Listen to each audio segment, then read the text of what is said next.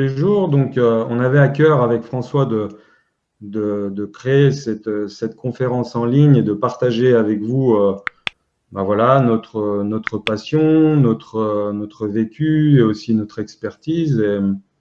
Parce que voilà, les plantes dans tous les jours dans notre alimentation nous permettent vraiment voilà, de nous apporter du bien-être, une énergie assez intéressante, enfin même plus qu'intéressante, puisque voilà, quand on veut parler de manger local et vivant, bah, il n'y a rien de plus qui fait du sens que de manger des plantes sauvages, quoi. Et pour moi, c'est vrai que c'est quelque chose qui est acté. Ça fait déjà un certain nombre d'années que j'en mange et puis que je le pratique aussi dans ma cuisine parce que je suis cuisinier de profession. Voilà, je suis formé aussi en botanique par différents biais, en fait, hein, des formations en présentiel, mais aussi en ligne, et puis par mes lectures, etc., par ma curiosité surtout. Et le plus important, c'est aussi de passer du temps dans la nature. Ça, c'est comme ça qu'on apprend le mieux. Voilà, donc cette conférence, elle n'a pas pour but de donner des conseils sur le plan alimentaire. Et puis, la connaissance des plantes sauvages demande un apprentissage, hein, quand même, c'est important de le préciser. Donc, ce qu'on va vous dire là, c'est simplement pour partager avec vous et vous faire prendre conscience qu'il y a des possibilités pour faire autrement que ce qu'on peut faire habituellement et surtout d'amener de la variété, de l'amener de la diversité, mais aussi les plantes sauvages, elles nous permettent aussi d'être beaucoup plus créatifs dans ce qu'on veut faire, voilà, dans la cuisine, typiquement, moi je vois, c'est vrai que ça me permet vraiment de me relier à la nature et puis d'écouter un petit peu les informations que les plantes me donnent pour pouvoir agrémenter ça dans les plats et faire plaisir aux gens à qui je fais à manger. Et également dans les formations que je fais maintenant depuis un peu plus d'une année où je prends plaisir à faire ça maintenant. Et je trouve que la cuisine, c'est vrai que c'est un côté très très intéressant pour justement apprendre parce que en fait, quand on découvre une plante et qu'on la met en œuvre, qu'on la met en pratique dans la cuisine, ça nous permet vraiment d'enregistrer, de se souvenir de ce qu'on a fait. Et il y a une espèce de côté un peu émotionnel qui joue aussi parce que souvent, quand on fait des ateliers culinaires, bah voilà, c'est aussi en joie, c'est dans le partage. Donc, finalement, on retient beaucoup mieux les informations. Et c'est vraiment ce que j'ai pu retenir comme leçon de mon parcours l'année dernière autour de la communication sur les plantes au niveau de la cuisine. Donc, voilà comment ça va se passer. Donc là, je vais laisser François se présenter un petit peu, bien que je pense que beaucoup le connaissent. Mais il y en a certainement qui sont peut-être encore. J'entends parfois des gens qui ne connaissent pas François Coupland. Je dis, bon, ben, je ne sais pas.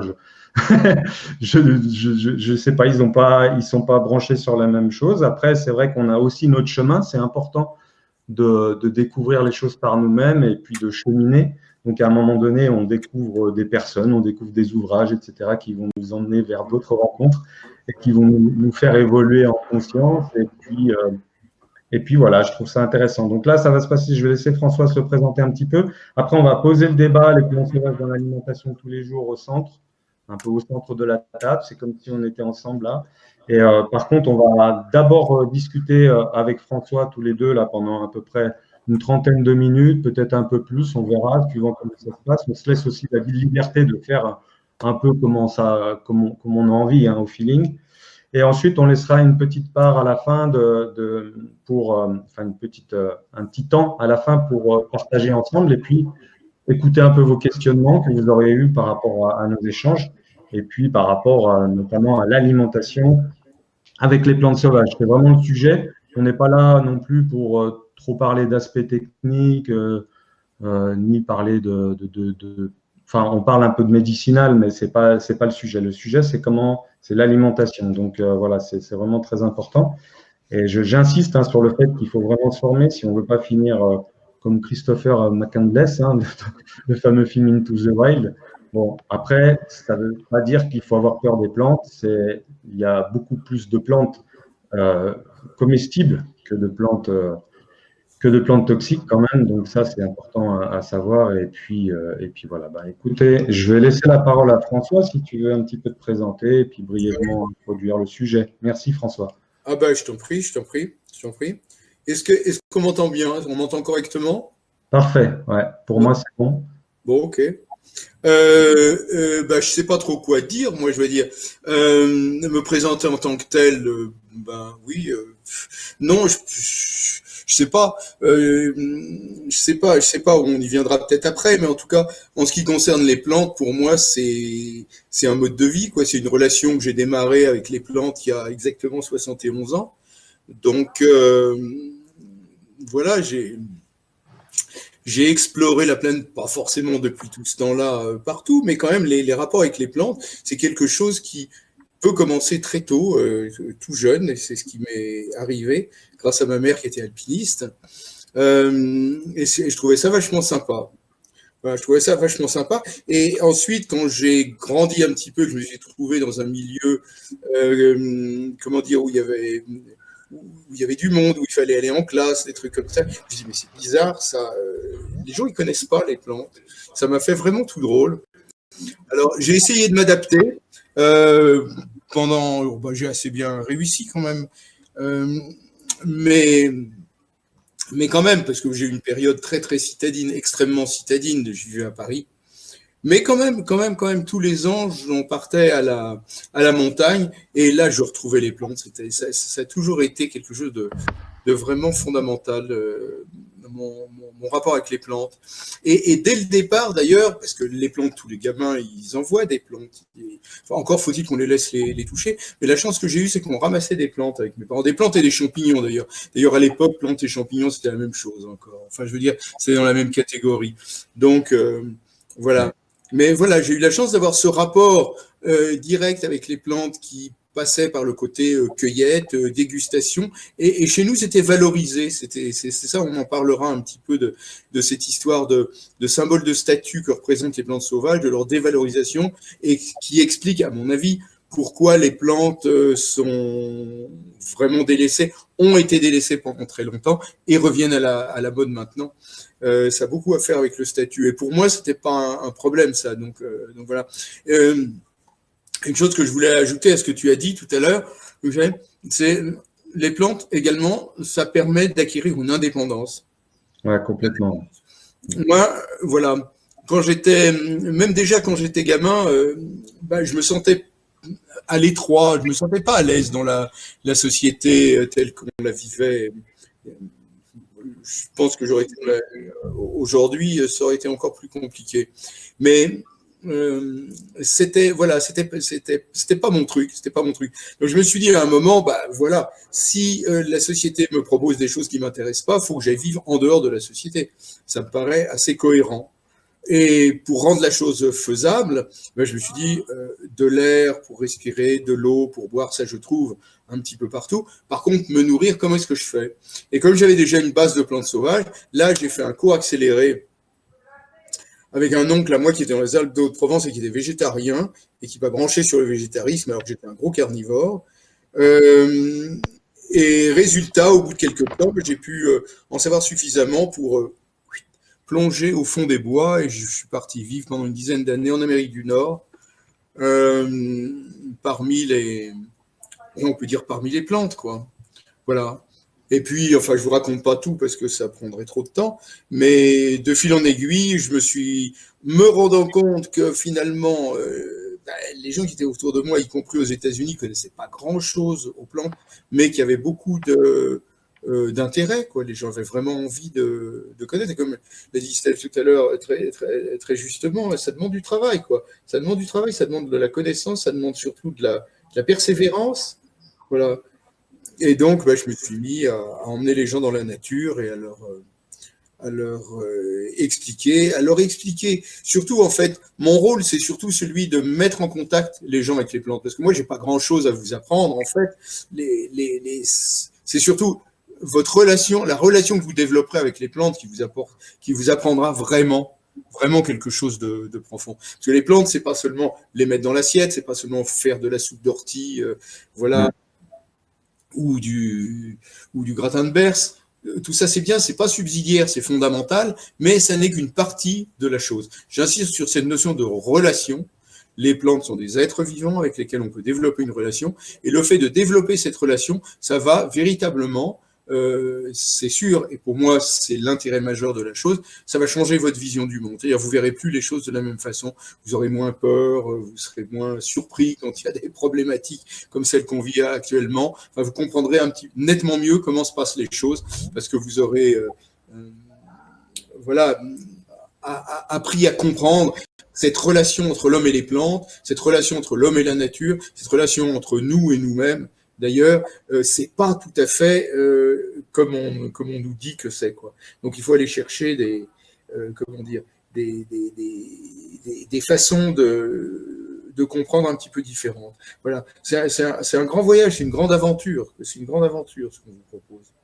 Ouais, c'est vrai, François. Moi, je te rejoins complètement dans ce que tu dis. Moi, je sens aussi cet appel, enfin pas cet appel, mais cette espèce de relation que j'ai avec les plantes, et cette envie de partager ne vient pas forcément de moi finalement, tu vois, c'est comme si les plantes un petit peu me demandaient finalement de partager. Oui, bon, il faut faire attention à ne pas tomber dans le mysticisme non plus, hein. Mon dernier bouquin, il s'appelle « Ce que les plantes ont à nous dire ». Et les plantes, elles nous racontent des tas de choses. Mais ne me faites pas dire ce que je dis pas, c'est pas du chamanisme, c'est pas du machin. C'est pas ce que je dis non plus. Pardon? C'est pas ce que je viens de dire. Non, mais je sais bien. Je sais bien, mais je le dis. Oui, bah c'est bien de le préciser. Ouais. Après, le mysticisme, c'est vrai qu'on peut assez lever le voile rapidement aujourd'hui par rapport au mysticisme, étant donné les avancées qu'il y a sur la science. Oui. De toutes parts, hein, on entend plein de progressions, plein de découvertes, hein, qui finalement, ces anciens peuples et puis aussi ces anciennes cultures avaient déjà notion de ça. Aujourd'hui, on a plus besoin, on est dans un monde où il y a besoin de prouver les choses, que ça soit un peu plus cartésien. Et voilà, on peut aussi ressentir, moi je suis beaucoup dans le ressenti, je sais que ça fonctionne pour moi et ça fonctionne aussi quand je le partage autour de moi.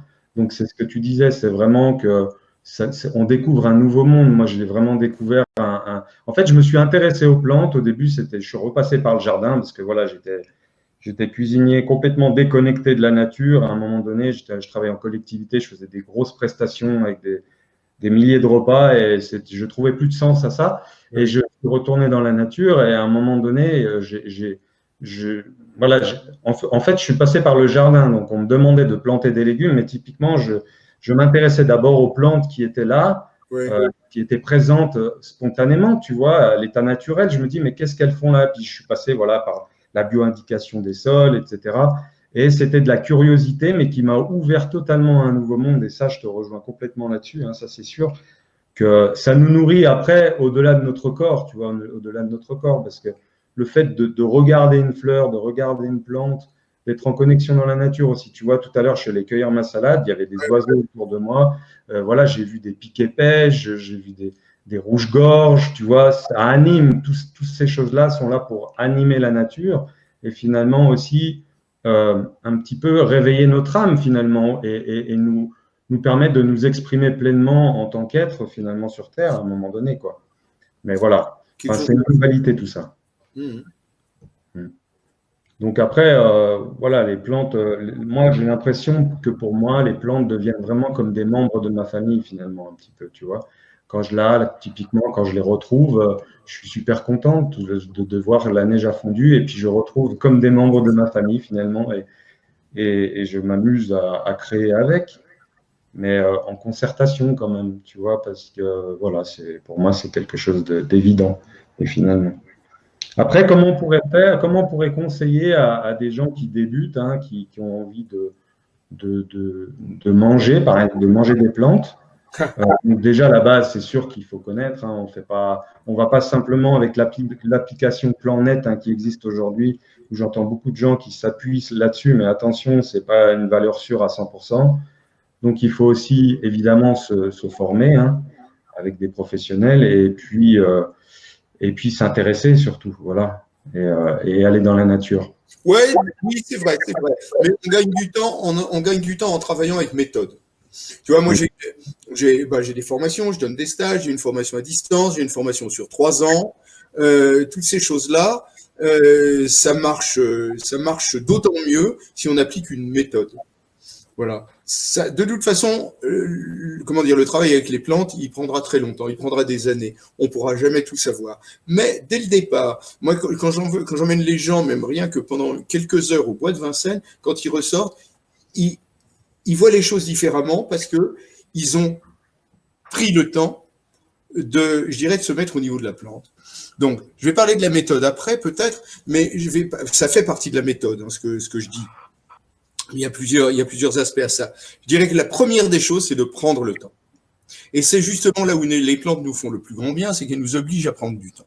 Parce que si vous voulez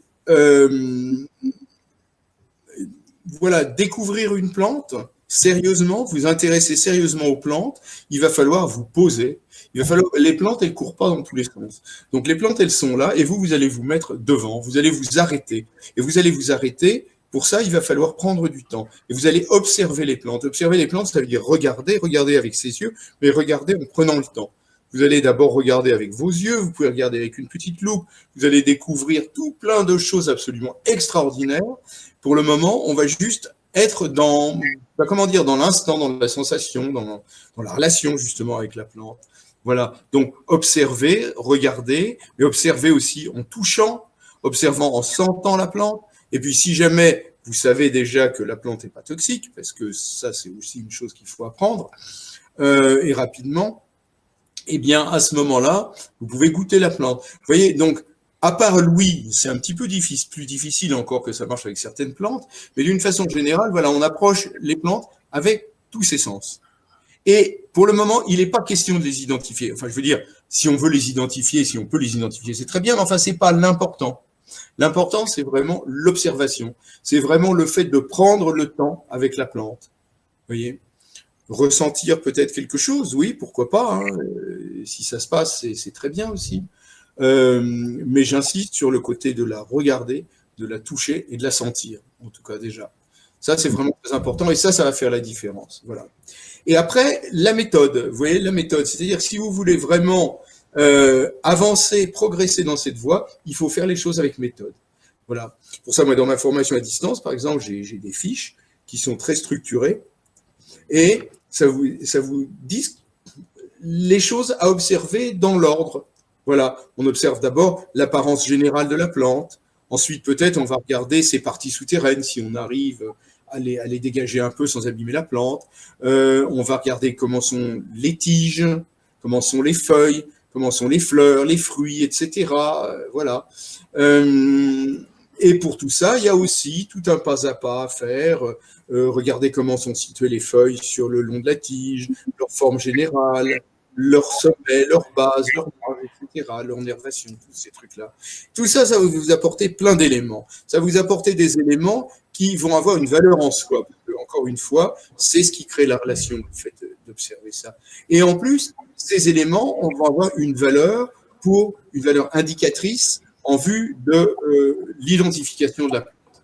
Alors, effectivement, comme disait Steph tout à l'heure, l'application PlanteNet, enfin, tu as plus mis l'accent sur ses défauts que sur ses qualités. Et je te rejoins dans la mesure, c'est pas tellement le manque de fiabilité qui, je pense, pose problème, parce que généralement, globalement, ça marche plutôt pas mal. C'est plutôt le fait de prendre l'habitude de recourir à un téléphone portable pour aller identifier une plante. Vous voyez, ça. Eh bien, ok, ça, d'accord, très bien, on le fait, mais on ne s'arrête pas là. Si on s'arrête là, c'est vraiment dommage. C'est vraiment comme si vous vouliez apprendre à jouer de la guitare et que vous appreniez 2 accords et puis que vous jouiez tout le temps les mêmes accords, vous n'allez pas progresser.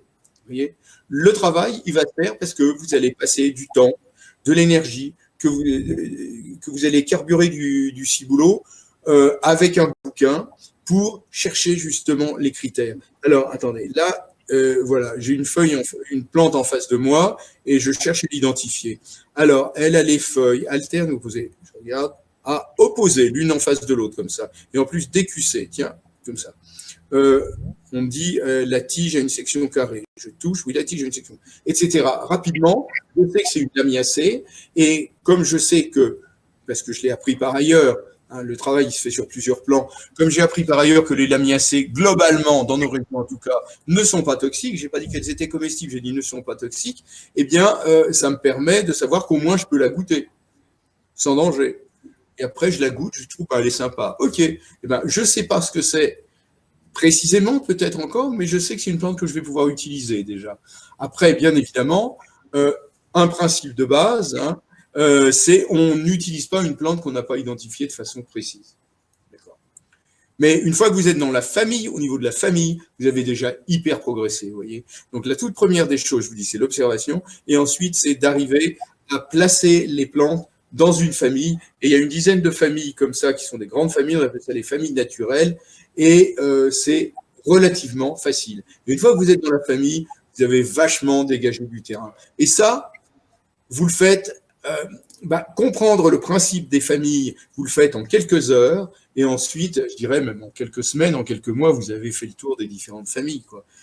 Des grandes familles, j'entends, des grandes familles. Si vous êtes sérieux, si vous êtes assidu et que vous appliquez la méthode, une méthode du moins, hein, je ne prétends pas que ma méthode soit la méthode, mais si vous appliquez une méthode efficace, ben vous allez voir que vous allez vite, vous allez très très vite. Et une fois que vous avez ça, que vous avez posé les jalons, que vos bases sont solides, eh bien là, ce que vous faites, vous apprenez les plantes toxiques. Par cœur, toutes les plantes toxiques. Toutes les plantes toxiques, vous apprenez leur nom, vous apprenez leur description, vous apprenez les endroits où elles poussent, vous apprenez ce qu'elles contiennent, etc. Tout ce genre de machin-là. Et après, là, vous pouvez dire, ça y est, je commence à être tranquille. Vous voyez, il faut avancer sur tous ces plans en même temps. Vous voyez, le contact direct avec la plante, la connaissance de leurs propriétés, en mettant l'accent en particulier sur les plantes toxiques, et vraiment, avec la pratique, évidemment. Hein, donc, c'est du travail quotidien, hein, pour que... Comme quand vous voulez apprendre à jouer de la guitare, hein, c'est du travail quotidien. Vous allez vite et ça marche. Ouais, c'est vrai, ça, c'est vrai. Après, moi, ce que je vois aussi, c'est surtout par rapport à nos besoins, adapter aussi notre apprentissage par rapport à nos besoins. C'est ce que j'ai pu découvrir aussi.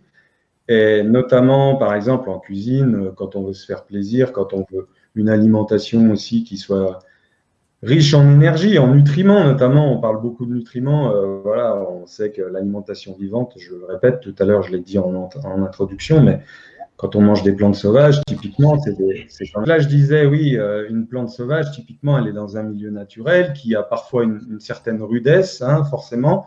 Donc, il faut qu'elle s'adapte à ça. Et moi, je prends en considération aussi le fait que cette force qu'elle a, cette énergie vitale finalement qu'elle a et qu'elle accumule et puis qu'elle développe, finalement, il est possible qu'elle le restitue aussi à l'être humain qui va la consommer finalement. À un moment donné, moi, pour moi, ça a été un constat vraiment flagrant parce que je suis passé par étapes, évidemment. Je suis passé du végétarisme après à une consommation de plantes sauvages un peu plus quotidienne et variée dans mon alimentation. Et j'ai vraiment senti ça, en fait, c'est pas de l'ordre de l'invention, hein, c'est vraiment quelque chose que j'ai ressenti dans mon corps et des bienfaits, quoi. En fait, je me suis senti mieux, avoir une certaine clarté d'esprit aussi, peut-être, qui arrivait.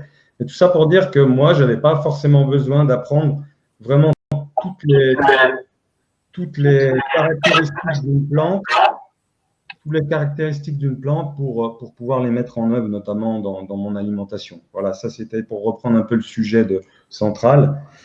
Et en fait, ce que je vois aussi, c'est quand je fais les ateliers culinaires, les partages que j'ai avec les gens, ben voilà, c'est vrai ils sont ravis aussi de mettre un peu plus de couleurs dans leurs plats, des choses un peu plus diversifiées, et puis ça leur apporte une satisfaction personnelle également. Donc ça, c'est important. Est-ce que toi, tu as constaté, François, les stagiaires, ils te font un retour par rapport à, pas forcément que sur l'aspect qu'ils ont appris des plantes, mais au niveau alimentation, est-ce que ça leur apporte quelque chose ou pas? Ils t'ont fait des retours?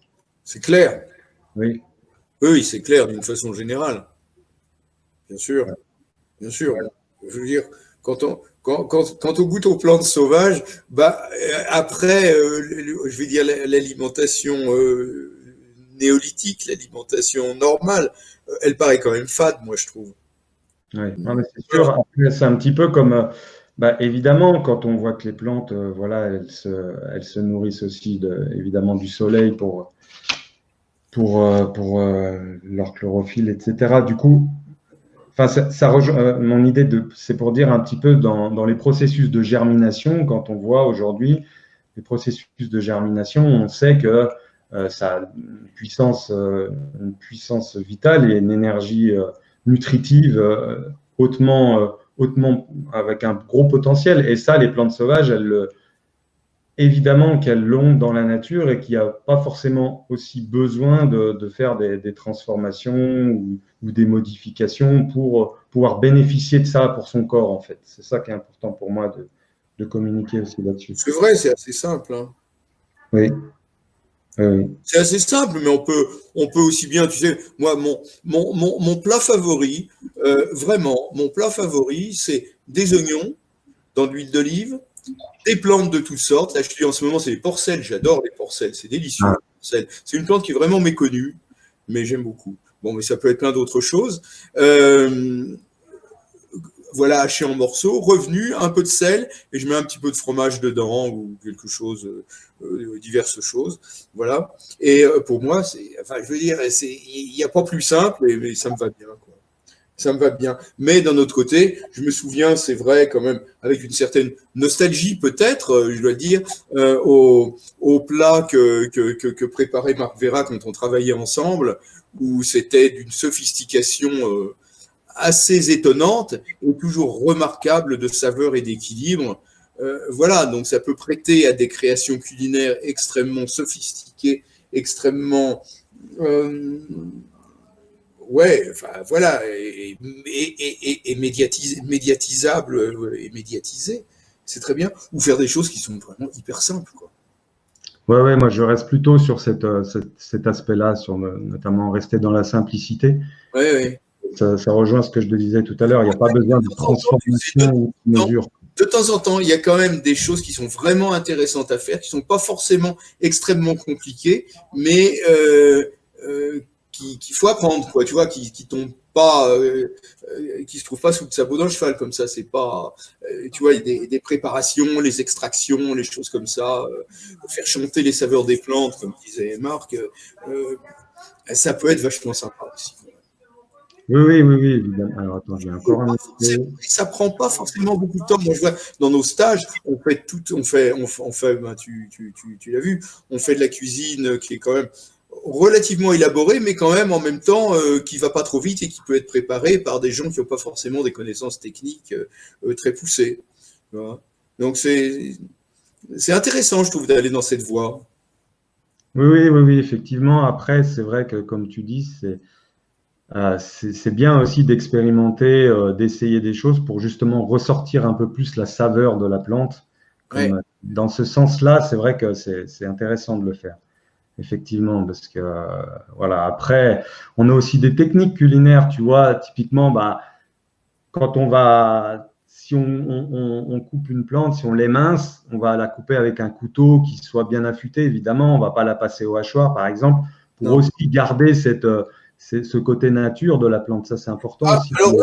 Alors là, c'est extrêmement précis, cette chose-là. C'est que quand on écrase une plante, on l'oxyde, voilà. Tandis que quand on la coupe, franchement, on oxyde beaucoup moins les cellules. Et ça veut dire que d'une part, on garde la couleur verte, d'autre part, on garde le goût agréable de la plante. Et troisièmement, quand on oxyde, on détruit les micronutriments qui font l'intérêt des plantes.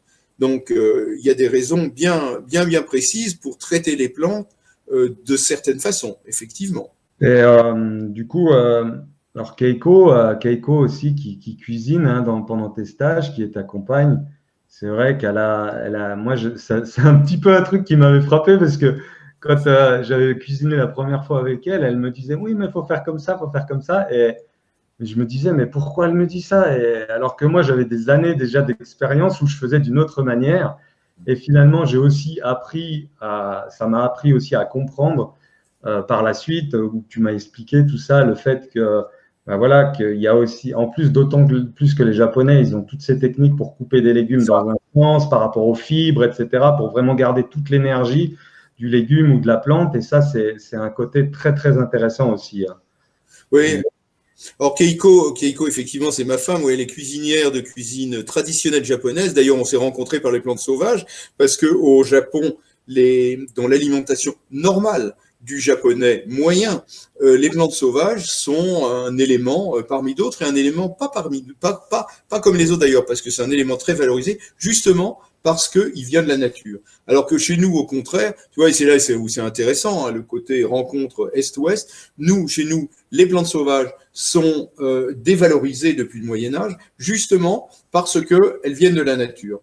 Et qu'au Moyen-Âge, les nobles ont voulu se démarquer de la populace par l'habitat, l'habillement, la langue et l'alimentation. Donc en vivant dans des châteaux, en parlant le français, en s'habillant avec des grands habits et des couleurs vives, ce que ne pouvaient pas faire les manants, et en mangeant de la viande, en mangeant des produits raffinés, donc du sucre, et en ne mangeant que des produits, des légumes et des fruits exotiques de préférence, donc introduits d'un petit peu partout dans le monde, et en tout cas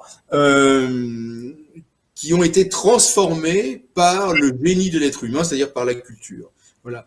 Manger des plantes sauvages, ça voulait dire qu'on était des pauvres, qu'on ne pouvait pas faire autrement que de se nourrir de ce que nous offrait la nature. Manger de la soupe d'ortie, ça disait à tout le monde, voilà, moi je n'ai pas les moyens de faire autrement. Donc c'est devenu en Occident un symbole de statut inférieur. Manger les plantes sauvages, jusqu'à il n'y a pas longtemps, jusqu'au travail qu'on a fait avec Marc Vera, en fait, on peut le dire, hein, vraiment carrément, plus ensuite repris par Redzepi et divulgué par l'intermédiaire des chefs cuisiniers qui le suivaient. Voilà, ça c'est un processus tout à fait récent. Mais jusqu'à cette époque-là, les plantes sauvages, c'était vraiment des mauvaises herbes, quoi. C'était vraiment des plantes avec un statut, qui dénotait d'un statut inférieur. Si on en mangeait, c'est qu'on ne pouvait pas faire autrement. En gros, voilà. Tandis que maintenant, transformé par des chefs étoilés et puis médiatisés surtout, ça fait que de plus en plus de gens s'y intéressent et qu'on n'a plus cette connotation. Plus exactement, c'est un petit peu tordu. Hein. C'est un petit peu tordu. On continue à en avoir peur quand même.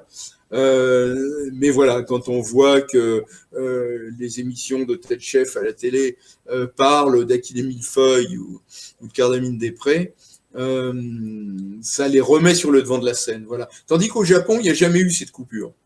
Les Japonais, en plus, sont des animistes, c'est-à-dire que leur religion, c'est la nature, c'est la relation à la nature. Et donc, des plantes qui viennent de la nature, c'est quelque chose de très valorisé. Il y a des fêtes, par exemple, la fête le 7 janvier, la fête de la bouillie au 7 herbes, où on doit mettre 7 plantes sauvages. Et si on ne peut pas aller les ramasser soi-même, on les trouve dans les supermarchés. C'est bon, c'est le Japon, hein, ça va dans tous les sens, évidemment. Mais bref, chose est-il qu'effectivement, la relation à la plante sauvage est très différente de la nôtre dans la cuisine japonaise. Mais même, comme tu l'as dit, là tu faisais allusion par exemple à la coupe des carottes. Les Japonais ont une façon de couper les carottes qui n'est pas la même que la nôtre. Enfin, plus exactement, ils connaissent aussi la coupe en rondelle, la coupe en julienne, mais ils coupent aussi en zigzag, là, de façon à avoir justement tous les éléments équilibrer tous les éléments de la racine. Donc il y a des tas de trucs comme ça, et Keiko, ouais, c'est vrai que elle apporte à tous les gens qui viennent dans nos stages quelque chose de encore de différent que voilà qui personnellement me dépasse un petit peu quand même. C'est la relation des Japonais à la nature, au monde et aux plantes, c'est quelque chose d'extraordinaire.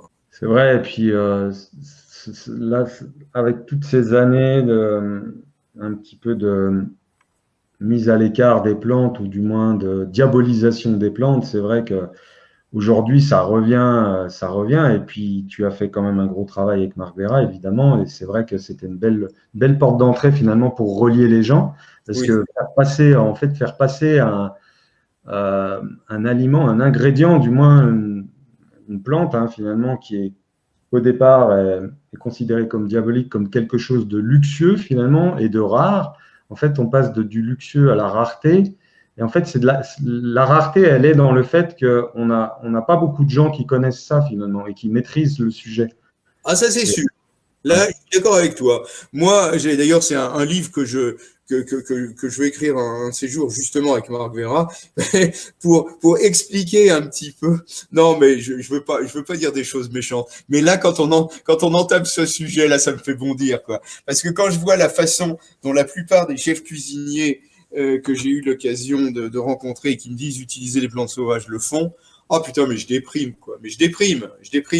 Pourquoi? Pourquoi? Parce qu'il faut du temps et ces gens ne prennent pas le temps de le faire correctement, quoi. Marc, ce que j'aimais bien avec lui, c'est que je l'ai connu, mais on a bossé ensemble pendant une vingtaine d'années, quoi. Et au début, il connaissait rien et voilà, il a appris et il a vraiment passé du temps et il connaissait vraiment bien son sujet avant de s'y lancer même. Enfin, en s'y lançant, mais avant de gagner les étoiles et tout ce genre de trucs, quoi. C'est vraiment du sérieux. Ça prend du temps, quoi. Moi, si je le fais, si je cuisine avec les plantes, déjà, c'est pour moi-même. C'est Mm. pas... et en faisant les choses pour soi, finalement, on le fait bien. Et du coup, ça rayonne aussi autour de nous et les autres le sentent. En fait, c'est mettre une espèce d'amour dans ce qu'on fait.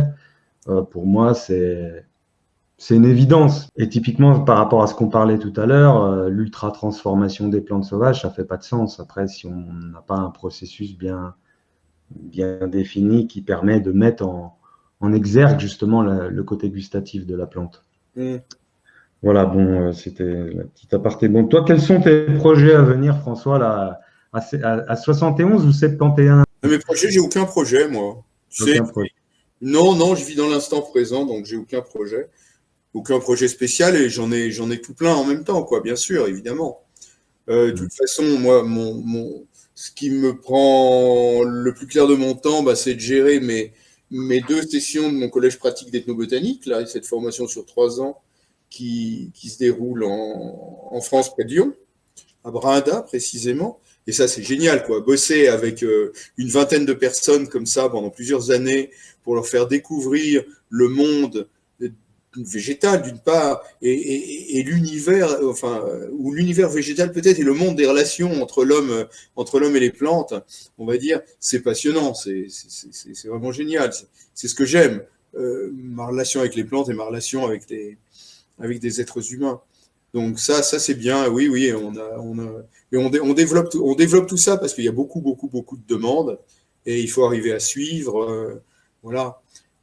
Je pense pas particulièrement à la retraite, mais il faut créer un mouvement qui puisse euh, se développer. On a monté une association aussi dans laquelle on accepte les gens qui sont vraiment motivés pour faire ça, pour justement rassembler un petit peu tout le monde, tout ça. Sinon, comme projet, moi, je continue à écrire des livres. Hein. Là, j'en ai écrit 3 cette année. Et puis je continue, c'est une bonne façon, je trouve, de faire passer des choses. Alors, c'est intéressant ce que tu as dit tout à l'heure, parce que tu vois, quand tu dis, moi je cuisine pour moi d'abord, oui, effectivement, bah, c'est vrai, moi aussi je fais les choses pour moi d'abord. Quand j'écris des livres, c'est d'abord pour moi, c'est pour comprendre. Je pense que tout le monde devrait écrire des livres d'ailleurs, parce que ça permet vraiment de poser sur papier ou sur écran, maintenant évidemment, ce qu'on a dans la tête, et ça fait vraiment du bien de le cadrer, de le mettre en place. Et de le tripoter, de le triturer, et puis de le faire vivre en quelque sorte, de lui donner euh, une forme qui fait du sens. Voilà, ça va être bien. Donc voilà, sinon, bah, comme projet, bah, j'aimerais bien retourner au Japon. Ça fait 2 ans qu'on n'a pas pu aller au Japon. D'autre part, je travaille avec l'Université nationale de Malaisie à côté de Kuala Lumpur depuis plusieurs années sur une Ulam School, une école d'Ulam. Oulam, c'est justement les plantes sauvages comestibles en Malaisie. Et on m'avait posé la question il y a quelques années, comment utiliser les plantes sauvages au mieux pour pouvoir améliorer l'état de santé de la population malaisienne et favoriser le sentiment d'identité nationale. Parce qu'il faut savoir que la Malaisie c'est un pays pluriethnique, pluriculturel, plurireligieux, et qu'il y a pas mal de bagarres entre eux, et en particulier que les gens qui connaissent les plantes sauvages, les Orangasli, les aborigènes, dont il existe plusieurs ethnies, sont extrêmement dévalorisés, justement, même façon. Un peu comme les aborigènes en Australie les Indiens d'Amérique du Nord. Et donc, voilà, j'ai planché là-dessus et je leur ai apporté un certain nombre d'éléments de réflexion qui sont en train d'être mis en œuvre. Là aussi, c'est une grande aventure. On a eu des sous de la fondation Toyota, les Japonais. Le gouvernement malaisien est partie prenante, on peut dire, dans ce travail. C'est vachement intéressant. C'est vachement intéressant. On a des partenariats avec une université en France, près de Paris, mais en France, c'est vachement plus compliqué qu'en Malaisie, quoi. C'est lourd. Les mentalités françaises et les mentalités européennes en général et françaises en particulier, je trouve, sont particulièrement poussiéreuses, quoi. C'est vraiment très difficile de faire changer les choses et entre autres, voilà, de sortir de ces notions de statut social. Que les plantes aident justement bien à faire bouger, mais ça, il ferait du monde, quoi. C'est pas simple, mais voilà, quoi. Ouais. Ça, c'est bien de travailler sur les pays comme ça à l'étranger pour déjà que les plantes, ils les utilisent pour eux. C'est le sujet d'un des articles que j'ai écrit ce matin dans mon groupe, là, Telegram.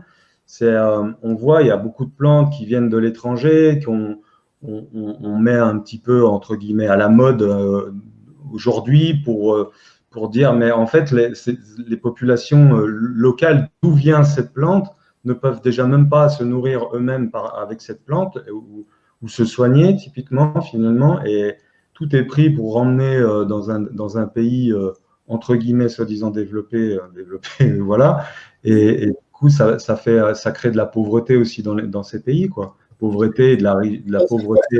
Voilà, tu penses à quoi? Pardon? Tu penses à quoi, précisément, là? Tu veux dire quoi?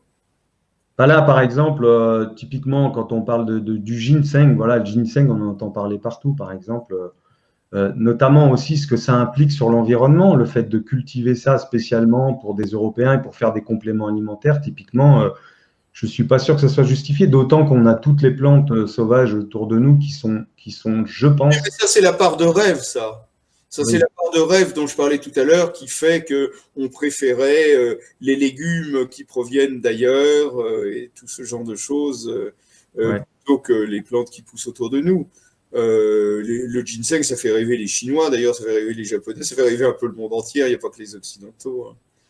Et justement, le problème qui se passe dans les pays, on va dire du tiers-monde, on va dire ça comme ça, hein, eh bien, c'est que ces gens qui, pourtant, en général, ont encore, pour certains, une grande connaissance des plantes, hein, tant sur les plans alimentaires que médicinal, eh bien, ils la rejettent parce que c'est de bon ton d'adopter notre civilisation occidentale, quoi. C'est exactement le même processus que ce que je décrivais tout à l'heure qui s'est passé ici en Occident, en Occident occidental d'ailleurs, parce que c'est pas partout en Occident, mais au Moyen-Âge, quoi.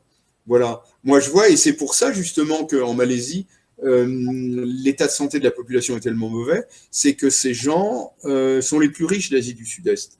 Avec le pétrole et l'huile de palme, la Malaisie, c'est vraiment un pays riche, hein. Et donc, c'est vraiment corrélé à avec un changement du mode de vie et avec une augmentation des maladies non transmissibles, donc les maladies cardiovasculaires, le diabète et tout ce genre de maladies qui, à mon avis, et pas seulement à mon avis, peuvent être assez facilement combattues, enfin sont liées au mode de vie et donc peuvent être assez facilement combattues par un changement de mode de vie et d'alimentation.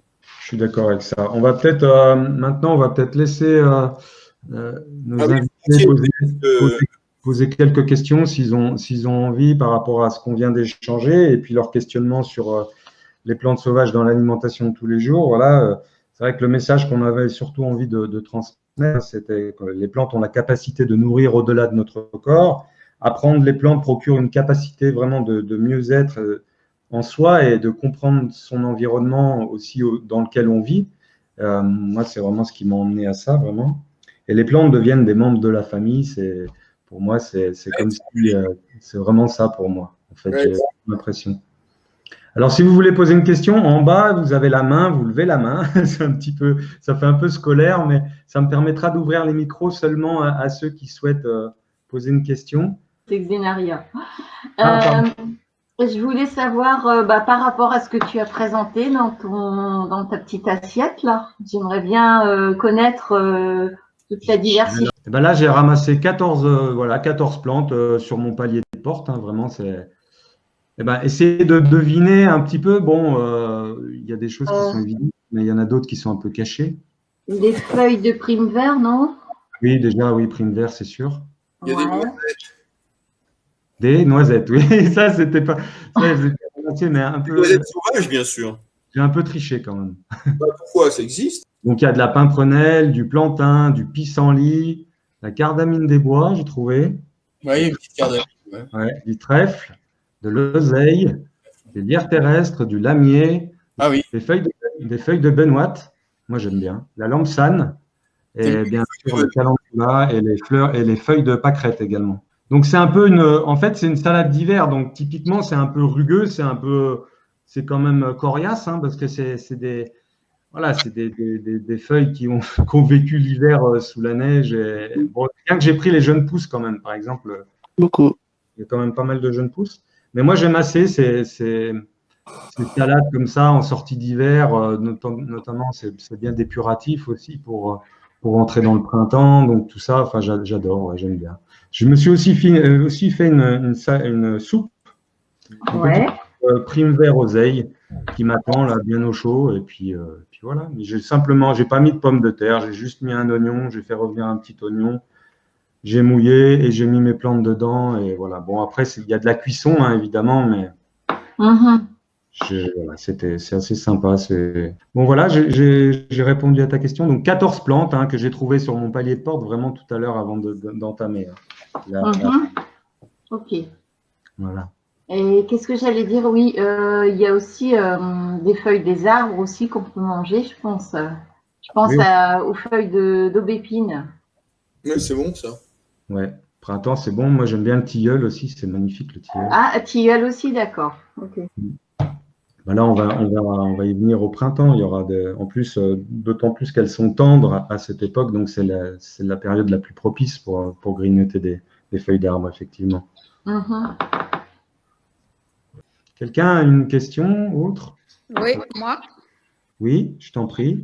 Alors, en fait, moi, j'ai mangé des asphodèles et c'est délicieux. Les bourgeons sont délicieux.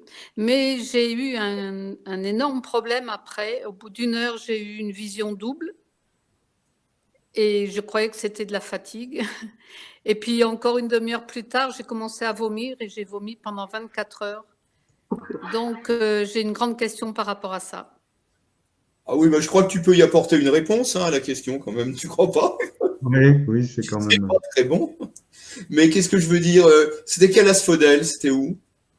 C'est dans les Hautes-Pyrénées, à 1400 mètres d'altitude. Des asphodèles dans les Hautes-Pyrénées, à 1400 Oui. mètres d'altitude. Qu'est-ce que c'est comme espèce? Tu sais ce que c'est comme espèce?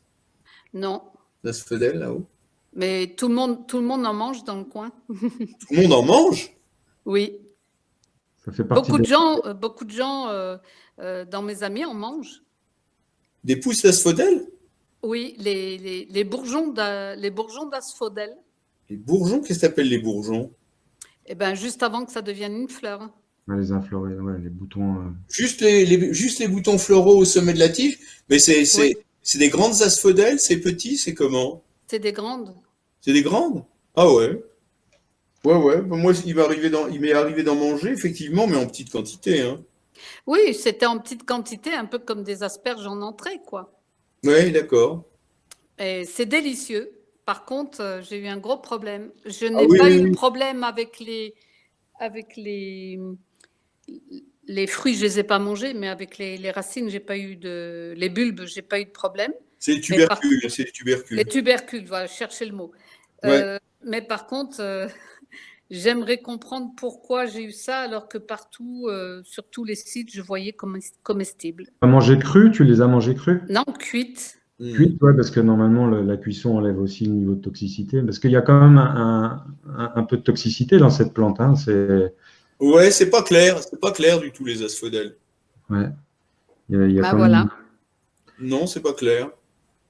L'eau de cuisson, tu ne l'avais pas utilisée après ou des choses comme ça, tu vois, il y a plein de paramètres. Non. Non, non, c'était presque à la vapeur que je les ai cuits. Ah, d'accord. Et tu dis que les gens, enfin, mais c'est tes amis ou c'est Des amis, plein d'amis en mangent. plein d'amis? Et c'est où exactement ton coin? Près de Gavarnie. Près de Gavarnie? Ouais, c'est marrant ça. Mais je veux dire, c'est une tradition locale. Non, en fait, dans mon groupe d'amis, il y a beaucoup de gens qui marchent et qui mangent ce que donne la nature, ou bien qui ont une grange et qui essayent d'être autonomes. Donc, Oui. voilà. Et Après, moi, j'ai c'est vrai. commencé les plantes comestibles. Bon, je mangeais des orties ou des pissenlits, mais quand il y a eu le confinement, j'ai commencé à rentrer à plein Oui. là-dedans parce que je ne voulais pas descendre. Oui, je comprends. Donc, je restais dans ma grange et je mangeais ce que la nature offrait. Oui, c'est bien. C'est bien. Parfois, il y a des surprises, oui, effectivement. Mais voilà, mais j'aimerais quand même comprendre, alors que justement, les gens qui m'avaient conseillé l'asphodèle, et j'en ai plein mon terrain en plus, n'ont rien. Pourquoi moi j'ai ça? Alors, je sais pas, ça me paraît très curieux. T'as fait des recherches sur la toxicité de l'asphodèle? J'ai trouvé un seul site qui parle de 1% des gens qui ont des problèmes avec l'asphodèle. Bon, Un seul site. Tous Déjà- les autres mettent que c'est comestible ouais. Bon, Parce que l'ail, t'as pas de problème. avec c'est l'ail. les asphodélacées, les asphodèles, non? Ça, C'est une aliacée. Aliacée, ouais. Non, c'est pas une aliacée, c'est une asphodélacée, les asphodèles. Mais c'est quelle espèce d'asphodèle, tu sais? Ouais, je veux bien parce que ça m'intrigue ton histoire. Ben oui, et moi je trouve ça dommage parce que comme j'en ai beaucoup, je m'étais dit ça va, je vais plus faire de courses. Ouais, Bah, ouais. pareil, le niveau de toxicité, comme tu abordais tout à l'heure, François, c'est vrai que suivant les personnes, c'est comme les allergies à certains produits. Ben, Ça arrive, mais enfin, globalement, c'est quand même. Mais donc, Alors, effectivement, vu que ça n'a pas été très grave, bon, je pense pas que ce soit. Non, je vais pas te dire. Non, je te dis rien. Je vais pas te dire de recommencer pour essayer. non, mais moi je vais recommencer ça. Je suis. Déjà, je suis très très contente de vous voir, de vous entendre parce que ça fait 20 ans, il y a 20 ans à peu près que j'ai acheté votre premier livre et j'ai tellement appris avec vous. Donc, ça me fait super plaisir de vous voir là. Alors, j'ai une page, donc je pratique la cueillette et la cuisine depuis très longtemps. J'ai une page Facebook où j'en parle et je pense que c'était hier, j'ai partagé une petite vidéo d'une jeune femme qui cueille beaucoup et qui dit qu'elle consomme 50% de tout ce qu'elle mange, elle le trouve dans la nature. Et du coup, il y a une discussion qui s'est créée autour de ça. Et c'est pas la première fois que j'ai des personnes qui réagissent. Oui, mais si tout le monde se servait dans la nature, il y aurait plus rien. Voilà. Bon, ben moi, je suis plutôt de l'avis que j'ai aussi lu dans un de vos livres, François, où vous dites plus on apprend à connaître les plantes, plus on les aime, plus on est amené à avoir envie de les protéger. Et si on se mettait tous à s'y intéresser un peu plus, on élargirait sûrement les zones sauvages et la protection, etc. Oui. Par contre, j'ai eu une personne qui disait, déjà quand on regarde les champignons et la chasse, on peut se faire des soucis parce que les cueilleurs de champignons, ils font des razzias. Donc, qu'est-ce que vous répondez à ce genre d'argument? Ouais, ok, c'est très simple ça. Tu vois, bon, la cueillette des champignons, c'est souvent à des fins commerciales. Ce qui fout vraiment le bordel, c'est la cueillette des champignons à fins commerciales. Plantes sauvages, idem. Quand tu vois que Danone, ils utilisent de l'ail des ours dans leur fromage blanc, par exemple, et qu'ils en importent des tonnes d'Europe de l'Est, tu te dis que bon, effectivement, c'est peut-être un petit peu exagéré. Voilà. Maintenant, l'argument que tu as présenté et qui est effectivement un de mes arguments, de dire que quand on cueille des plantes sauvages pour soi-même, pas dans un but lucratif bien évidemment, parce qu'il y a, tu sais, il y a la cueillette des narcisses par exemple pour la parfumerie, il y a la cueillette des herbes de Provence. À partir du moment où on se met à faire du commerce, c'est évident qu'on a envie de gagner de l'argent. Donc on peut parfois, comment je peux dire, ou la cueillette du génépi, tu sais, pour faire des liqueurs dans les Alpes.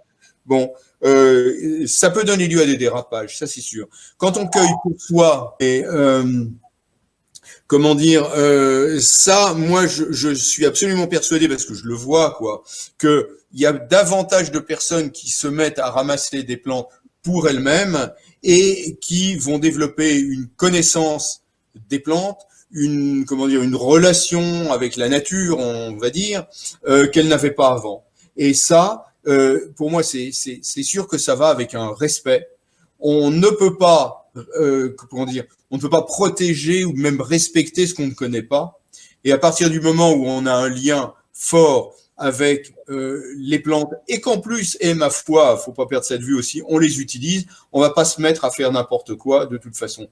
Ensuite, une chose dont il faut bien se rendre compte, quand on voit cette fille, par exemple, elle dit, elle cueille 50% de sa nourriture dans la nature. Mais qu'est-ce qu'elle cueille? Il faut savoir aussi ce que cueillent les gens. Si c'est cueillir des pissenlits, si c'est cueillir des orties, si c'est cueillir de l'égopodes, si c'est cueillir de la berce, de toute façon, c'est pas un souci, parce que ces plantes, on les considère comme des mauvaises herbes, donc de toute façon, on va pas les laisser pousser. De toute façon, au mieux, on va les arracher pour les mettre sur le compost, au pire, on va les rounduper. Bon. Donc, en fait, on vit dans dans un environnement qui n'est pas naturel, dans un environnement qui est complètement soumis à notre loi. Nous, ça s'est développé depuis le néolithique, et maintenant on a les moyens de le faire justement avec les motofaucheuses, avec les débroussailleuses, avec les différents herbicides, pesticides et machins comme ça. Bon, ok, donc en y mettant énormément d'énergie. Ça coûte très très cher de ne pas se nourrir de plantes, justement. Ça coûte très très cher de ne pas laisser pousser les plantes. Parce que la plupart des plantes dont moi je me nourris, par exemple, je me rends compte que de toute façon, si je les récolte pas, quelqu'un va venir et va les couper, parce que c'est des mauvaises herbes. Et que de toute façon, je mange principalement des plantes qui poussent en grande quantité et qui ne sont pas rares. Voilà. J'ai dénombré dans mon bouquin qui s'appelle, tu as parlé de mes bouquins, j'ai publié un bouquin qui s'appelle Le Régal végétal, qui est le premier volume d'une encyclopédie en 3 volumes. J'ai publié en 83 ce bouquin-là. Bon, je l'ai réédité en 2010, 2010. Voilà. Et j'ai recensé 1600 espèces de plantes là-dedans. Sur 12 000 espèces de plantes qui poussent en Europe quand même. 4200 qui poussent en France. Donc finalement, c'est pas beaucoup. Voilà. Mais sur ces 1600 espèces de plantes, moi, je considère qu'il y en a quelques dizaines, il y en a une soixantaine peut-être, qu'on peut cueillir de façon régulière sans poser de problème à la flore, à la végétation. Et il y en a quelques-unes là-dedans, de toute façon, qu'on peut cueillir vraiment à foison. Donc, le problème, il est simplement mal posé. Et ça part d'un bon sentiment, les gens qui font tout ce tintouin autour de si on va dans la nature, on va tout détruire. Ça part d'un bon sentiment, mais c'est basé sur une méconnaissance de la problématique. Et donc, c'est mal posé. La question est mal posée. Donc, ils ont raison, comme très souvent, ils ont raison, mais ils ont tort en même temps. Ouais. Moi, je rajouterais, c'est vrai que c'est un débat, ça rejoint un petit peu ceux qui disent, quand on cueille une plante ou un légume, on lui fait mal, etc. Enfin, bref. Ça, c'est encore autre chose. Mais si je pourrais rajouter quelque chose, c'est effectivement quand on apprend, quand on est en relation avec la plante, quand on apprend à la connaître, à la découvrir, on agit aussi un petit peu comme agissaient les peuples premiers, tu vois, où à partir d'un moment donné, ils attendaient d'abord de croiser la plante une fois, donc avant de cueillir de la voir la deuxième fois et de la cueillir. Déjà, c'est des choses. Pardon? C'est la moindre des choses, dis-je. Voilà, ça c'est la moindre des choses, mais ça c'est déjà des choses. Moi je parle que d'un point, d'un point de vue Bien sûr. particulier, je ne parle pas du niveau commercial. Après, deuxièmement, ce que je vois aussi, c'est que une plante sauvage, elle a cette capacité de régénération qui est beaucoup plus, je ne sais pas, un nombre peut-être 10 à 100 fois supérieur à un légume. Parce que si on compare une plante sauvage à un légume cultivé, c'est sûr que quand tu enlèves une courgette, elle ne revient pas tout de suite. Une plante sauvage, elle a cette capacité de se régénérer rapidement. Ça, c'est le deuxième point. Et le troisième point que je vois, c'est que c'est vrai que les plantes sauvages, comme elles nous nourrissent aussi beaucoup, je parlais tout à l'heure de l'élément nutritif, Oui. mais aussi lumineux, les biophotons qui sont présents. Maintenant, on peut le mesurer, ces choses-là. Donc, on sait qu'ils sont beaucoup plus nourrissants hein, pour le corps. Donc, on a besoin d'en manger moins également. Ça, c'est vrai. Voilà, quand on prend ces paramètres-là en compte, c'est quelque chose. C'est vrai, je vois quand je me fais une bonne cueillette, bah, ça va me durer plusieurs jours, quoi. Ouais. C'est sûr. Après, il y a autre chose aussi que je vois, parce que si on veut vraiment se nourrir entièrement ou même à 50% de plantes sauvages, ça demande un temps quand même assez considérable de cueillette. Mais non, ça dépend encore une fois de ce que tu veux ramasser. Là, je te dis en ce moment, moi, je suis réduit aux porcelles. Les porcelles, c'est vraiment, ça pousse au ras du sol, c'est pas très gros, il faut couper la racine, il faut les laver, ça prend du temps, c'est vrai. Eh ben, hier, je suis allé me faire une récolte de porcelles en 10 minutes. Je te dis, j'ai de quoi me faire. Allez, on est à deux, hein. On est à deux. On a de quoi se faire 2 ou 3 repas de porcelles. J'ai mis 10 minutes à les ramasser. Quand c'est de la berce, pour la même quantité, je vais tac, tac, tac, mais écoute, c'est une affaire de 10 secondes.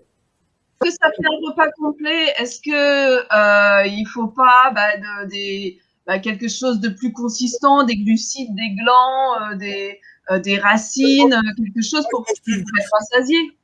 Personnellement, je mange plus de glucides. Ça m'est arrivé quand j'étais sur l'île d'Amorgos, où il y avait justement tellement de plantes sauvages. Je me suis fait des ventrées de plantes sauvages avec huile d'olive, olive, oignon, citron, fromage local, poisson de temps en temps et machin comme ça. Je mange plus de pommes de terre, je mange plus de céréales, je mange plus de pain, je mange plus de trucs comme ça. Voilà, ça c'est mon truc. Maintenant, si vous avez envie de manger des glucides, mangez des glucides. Mais de toute façon, il faut pas non plus se faire forcément dire il faut que je mange que des plantes sauvages parce que c'est bien. Non, c'est pas forcément bien. C'est pas forcément bien d'en manger. C'est pas forcément. C'est chacun qui doit se poser la question et agir en fonction de ce qu'il conçoit, de ce qu'il perçoit, de ce dont il a envie, de ce qui lui fait du bien. C'est beaucoup plus complexe que ça. Il n'y a pas de il faut. Si cette fille qui cueille là 50%, elle se sent bien avec ça, super, nickel. À part ça, oui, si vous pensez globalement que il vous faut des glucides pour vous nourrir, bah et que vous voulez manger de la plante sauvage à la place du riz ou du pain, bah oui, il y a les châtaignes et les comment dire et les glands, mais ce sera en saison, voilà. Mais sinon, bon, voilà, moi, mon alimentation, elle n'est pas que à base de plantes sauvages. Si j'ai pas d'huile d'olive et si j'ai pas d'oignon, je trouve que c'est dommage pour moi. Tu vois ? Merci Nathalie, on va laisser. Peut-être on peut répondre à la dernière question et puis après, oui. comment savoir si une plante n'est pas chargée en pollution? Voilà, la dernière question. Après, on arrête. Faut observer son environnement. Hein. Déjà, on ramasse pas n'importe où, ça c'est sûr. Oui, voilà. Faut pas ramasser n'importe où et puis faut se renseigner dans des endroits où il risque d'y avoir des pollutions récentes qui seraient pas visibles. Ouais, voilà. Après, c'est des longs débats. Tout ça, c'est pareil pour quand on veut laver les plantes. J'ai souvent la question comment est-ce qu'on les lave typiquement, tu vois. Après, où est-ce qu'on les lave avec de l'eau? Ouais, de l'eau, voilà, de l'eau rincée. Après, moi, parfois, je mets un peu d'huile essentielle d'origan, par exemple. Ah oui? Pour détruire les virus, un peu les microbes, mais bon, c'est juste pour rassurer la tête en fait, mais c'est pas forcément. Ah ouais. C'est vrai que c'est important de le rappeler. J'aurais pu le dire en introduction. Il n'y a pas de vérité en soi. C'est pas parce que certains font comme ci, comme ça, et ça, je pense que vous êtes tous conscients de ça. C'est pas parce qu'il y en a qui sont végétariens qu'il faut absolument être végétarien. Il faut aussi écouter son corps et ce qui est le plus adapté pour soi. Ça, c'est déjà la base. Et puis aussi essayer. Hein, finalement, moi, c'est pareil. J'ai passé Là, ce que tu dis, François, moi, j'ai jamais fait attention. J'entends des gens parfois qui disent oui, mais si j'ai plus de vitamine B12 et machin, etc. J'ai jamais fait attention à ça depuis 9 ans que je suis végétarien et 4 ans les plantes sauvages. Oui. J'ai jamais fait attention à ça, j'ai jamais eu de problème de carence. Voilà, typiquement, après. De toute façon, les plantes sont tellement riches en micronutriments qu'on risque nettement moins d'avoir des carences que si on n'en mange pas. Ça, c'est une chose.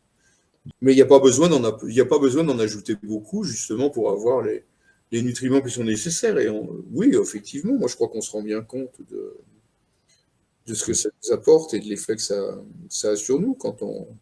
Bon, voilà, je pense qu'on va clôturer. On a fait on a bien échangé, c'était sympa.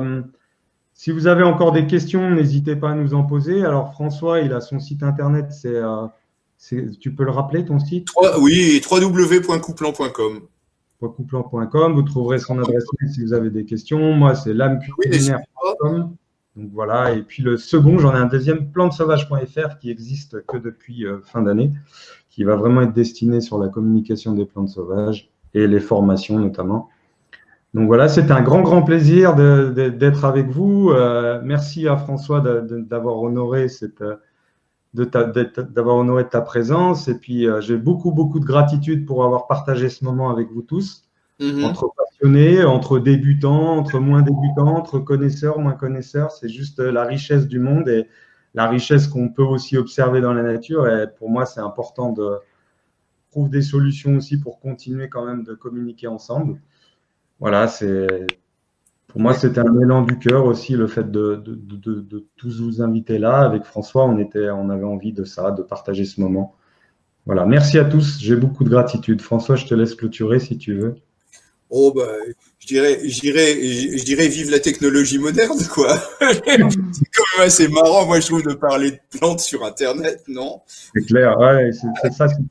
Je trouve ça. Voilà, ça rend service, hein. Mais maintenant, comme je dirais, la preuve est dans le pudding, hein. Maintenant, c'est à vous peut-être maintenant, il est un petit peu tard, surtout si vous êtes, bon, il y a pas forcément de couvre-feu dans les bois, hein. Mais par contre, on n'y voit pas grand-chose. Donc, demain matin, sortez de chez vous et puis allez dire bonjour à la première plante que vous voyez. Et puis, continuez à partir de là et donner des nouvelles. Moi, ça me fait plaisir. Ça m'a fait très plaisir de vous rencontrer tous. Enfin, vous rencontrer virtuellement, n'est-ce pas, hein? Bon. Bonne soirée. Ouais. Merci, grand merci, François. À bientôt. Merci à tous les deux. Avec plaisir. Super. Salut.